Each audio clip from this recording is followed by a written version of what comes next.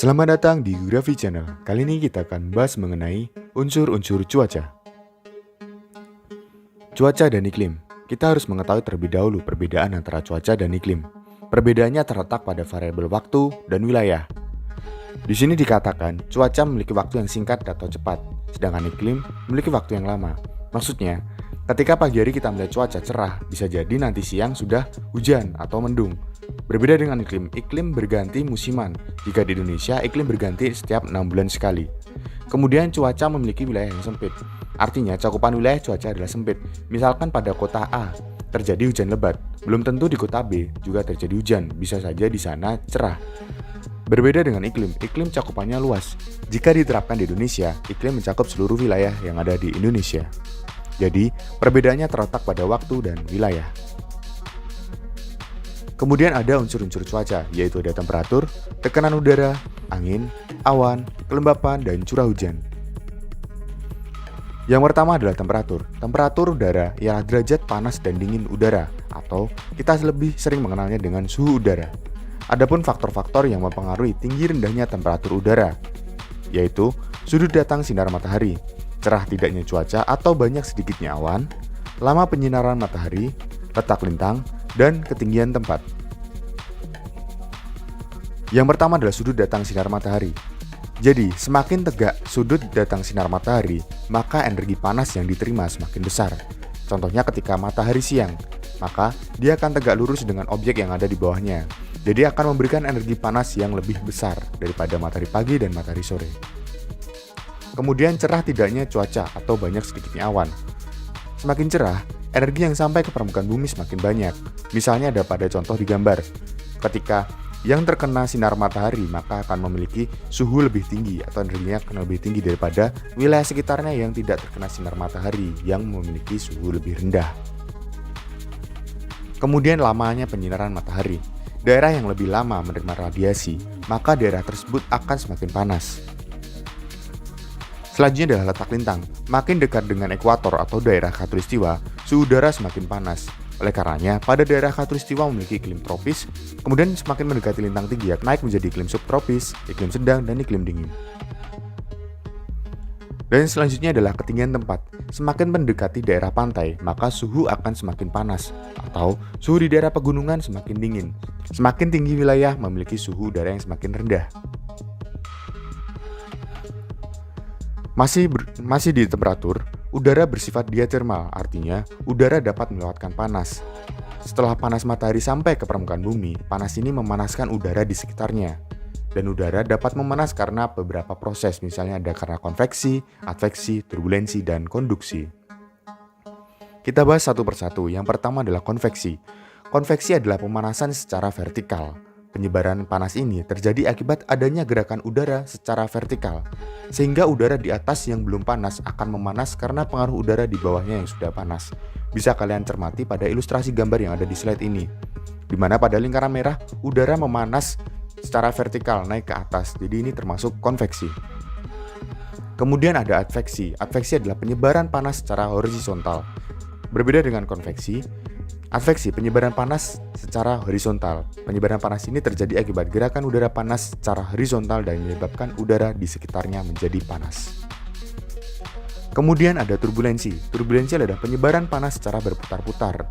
Penyebaran panas ini akan menyebabkan udara yang sudah panas bercampur dengan udara yang belum panas, jadi tercampur dan berputar. Kemudian ada konduksi. Maksud dari konduksi di sini adalah molekul-molekul udara yang sudah panas bersinggungan dengan molekul udara yang belum panas sehingga ikut memanas. Jadi, pemanasan molekul udara bukan langsung dari matahari, akan tetapi dari molekul udara yang sudah panas terlebih dahulu. Itulah konduksi. Dan selanjutnya adalah ada gradien termometrik. Menurut teori Bragg, semakin tinggi suatu tempat, suhu udara akan semakin turun. Dan ini adalah konsepnya. Setiap naik 100 meter, maka suhu udara akan turun 0,6 derajat Celcius. Dan ini adalah rumus perhitungannya jika kita ingin mengetahui suhu udara pada ketinggian tertentu. Rumusnya adalah suhu udara pada ketinggian tempat tertentu, Tx, sama dengan To. To di sini adalah suhu udara pada ketinggian awal. Dikurangi dalam kurung H, di sini adalah selisih ketinggian tempat antara tempat 1 dan tempat 2. Nanti akan kita lihat contoh soalnya. Kemudian per 100 kali 0,6 derajat Celcius, karena setiap naik 100 meter, suhu udara turun 0,6 derajat Celcius. Ini adalah contoh soalnya. Bisa kalian lihat gambar sebelah kanan ada contoh ilustrasi gambarnya, yaitu suatu lokasi X, kota X berada di ketinggian 200 meter dengan suhunya 30 derajat. Jadi kota X memiliki ketinggian 200 meter, suhu 30 derajat Celcius. Kemudian kota Y berada di ketinggian 500 meter. Dan berapa suhunya? Yang pertama kita cari adalah selisih ketinggiannya antara X dan Y, yaitu selisihnya adalah 300 meter. Dan di sini adalah suhu awal adalah 30 derajat Celcius. Kemudian kita tinggal memasukkan ke rumus yang sudah ada tadi. Dan setelah dilakukan perhitungan, maka didapatkan suhu di kota Y adalah 28,2 derajat Celcius. Selanjutnya unsur yang kedua adalah tekanan udara. Permukaan bumi mendapat tekanan dari udara karena udara memiliki massa. Besarnya, tekanan udara dapat diukur dengan barometer. Makin tinggi letak suatu tempat dari muka bumi, maka makin rendah tekanan udaranya. Hal ini dikarenakan adanya gravitasi bumi. Jadi semakin mendekati bumi, tekanan udara akan semakin tinggi. Dan pada sebelah kiri slide ini, kalian bisa melihat adalah alat untuk mengukur tekanan udara, yaitu barometer. Kemudian, unsur yang selanjutnya adalah angin. Angin adalah udara yang bergerak dari daerah bertekanan tinggi atau maksimum ke tekanan yang rendah atau minimum. Besaran kecepatan angin atau alat ukur untuk mengukur angin adalah anemometer. Ada pada gambar sebelah kiri, yaitu anemometer. Ada 3 hal penting yang menyangkut sifat angin, yaitu kekuatan angin, arah angin, dan kecepatan angin. Jadi konsepnya adalah angin bergerak dari tekanan udara tinggi ke tekanan udara rendah. Kemudian ada jenis-jenis angin. Angin tetap, angin muson atau angin musim, angin lokal, dan angin siklon atau angin antisiklon. Angin tetap adalah angin yang bertiup sepanjang tahun. Angin tetap dibedakan menjadi berikut. Ada di masing-masing kutub, yaitu angin timur, kemudian ada angin barat, dan yang mendekati khatulistiwa adalah angin pasat, yaitu pasat timur laut dan pasat tenggara. Selanjutnya angin muson atau angin musim.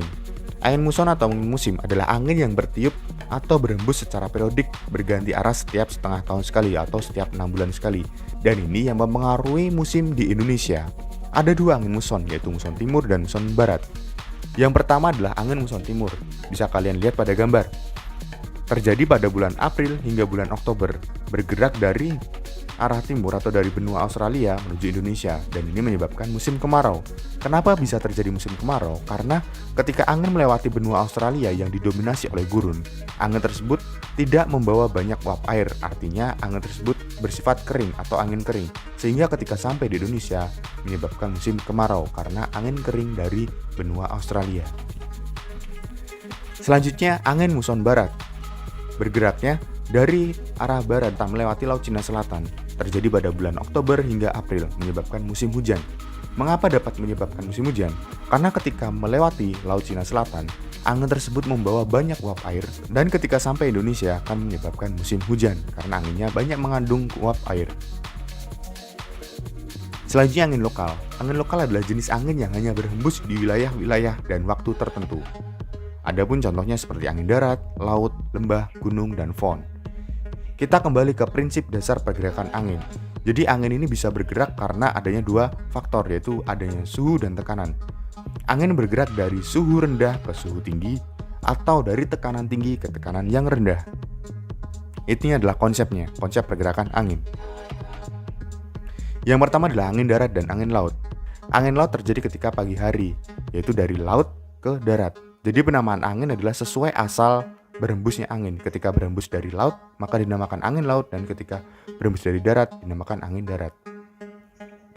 Kemudian ada angin lembah dan angin gunung. Angin gunung terjadi pada malam hari, angin lembah terjadi pada siang hari. Bergerak dari suhu rendah ke suhu tinggi.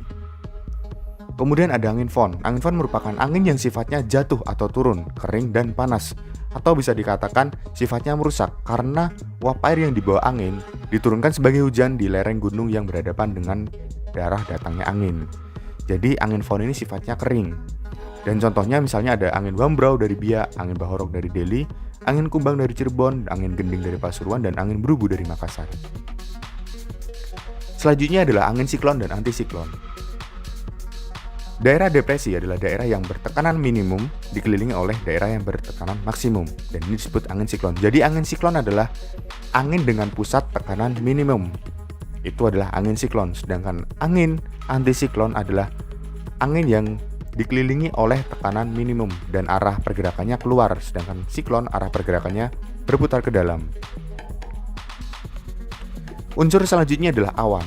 Awan adalah kumpulan uap air dan kristal es pada udara di atmosfer.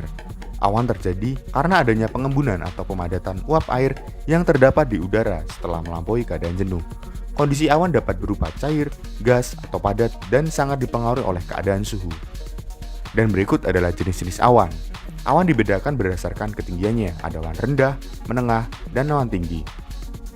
Awan rendah mencakup nimbus stratus, stratocumulus, cumulus, dan cumulus. Kemudian awan menengah dicirikan dengan kata alto. Ketika ada alto berarti itu termasuk awan menengah, misalnya alto cumulus dan alto stratus. Kemudian ada awan tinggi yaitu cirrus, cirrostratus, dan cirrocumulus. Dan yang terakhir adalah awan yang bertumbuh secara vertikal pada sebelah kanan yaitu cumulonimbus. Awan ini bisa menimbulkan badai dan hujan yang sangat besar dan sangat membahayakan bagi penerbangan. Untuk lebih lanjutnya, kalian bisa menonton pada video berikut ini. Silahkan klik pada link di atas. Kemudian kelembapan udara. Kelembapan udara adalah kandungan uap air dalam udara yang berasal dari evaporasi atau penguapan, dan alat ukurnya adalah hygrometer. Jadi kelembapan adalah kandungan uap air dalam udara. Selanjutnya kelembapan udara dibagi menjadi dua, mutlak dan nisbi atau relatif. Kelembapan mutlak bisa diukur dengan alat, hanya dengan alat, sedangkan kelembapan nisbi kita bisa menghitungnya. Dan ini adalah rumus untuk menghitung kelembapan nisbi. Rumusnya adalah kelembapan mutlak dibagi kelembapan maksimum atau maksimal kali 100%. Jadi kelembapan mutlak per kelembapan maksimum. Berikut adalah contoh soalnya. Pada suatu ruangan bersuhu 25 derajat Celcius, kemampuan maksimum udara menampung uap air adalah 100 gram per meter kubik. Berdasarkan hasil pengukuran langsung, ternyata kandungan uap airnya ada 60 gram per meter kubik. Berapa kelembapan absolutnya dan berapa kelembapan relatifnya? Kelembapan absolutnya adalah 60 gram per meter kubik. Ini berasal dari hasil pengukuran langsung pada ruangan. Lantas, kelembapan relatifnya adalah kelembapan absolut per maksimum, artinya 60 per 100 kali 100% dan ditemukan 60%. Jadi kelembapan relatif pada ruangan tersebut adalah 60%. Sedangkan suhu yang ada pada soal tadi 25 derajat Celcius itu hanya sebagai pengecoh karena kita hanya membutuhkan kelembapan absolut dan kelembapan maksimum. Selanjutnya adalah curah hujan. Apabila awan sudah tidak mampu lagi menampung titik-titik air karena sudah cukup banyak, maka akan dijatuhkan kembali ke permukaan bumi dalam bentuk hujan atau istilahnya adalah presipitasi. Dan berdasarkan prosesnya, ada jenisnya yaitu hujan orografis, zenital atau konveksi, dan hujan frontal. Yang pertama adalah hujan orografis. Hujan yang terjadi akibat gerakan massa udara yang mengandung uap air terharang oleh gunung atau pegunungan sehingga terpaksa naik ke lereng. Jadi massa udara yang mengandung uap air akan dipaksa naik oleh lereng gunung, dan pada ketinggian tertentu terjadi kondensasi, dan ketika sudah mencapai titik jenuh maka akan timbul hujan di daerah pegunungan. Itulah yang dinamakan hujan orografis, terangkat naik karena adanya lereng atau pegunungan. Kemudian hujan zenital atau konveksi. Jenis hujan ini terjadi akibat massa udara yang naik secara vertikal. Jadi massa udara naik secara vertikal. Kumpulan awan ini kemudian dijatuhkan sebagai hujan konveksi. Dan jenis hujan ini banyak ditemukan di daerah Khatulistiwa, di mana massa angin pasat naik secara vertikal. Jadi hujan zenital adalah massa udaranya dipaksa naik langsung ke atas, kemudian mengalami kondensasi, dan ketika sampai titik jenuh tertentu maka akan langsung hujan pada daerah tersebut. Dan banyak terjadi di wilayah Khatulistiwa. Kemudian hujan frontal. Jenis hujan ini terjadi akibat pertemuan massa udara panas dengan massa udara dingin. Dan lokasinya berada di daerah lintang sedang. Jadi kata frontal adalah pertemuan massa udara panas dan udara dingin. Ilustrasinya ada pada gambar berikut ini. Sekian, terima kasih dan glory geografi.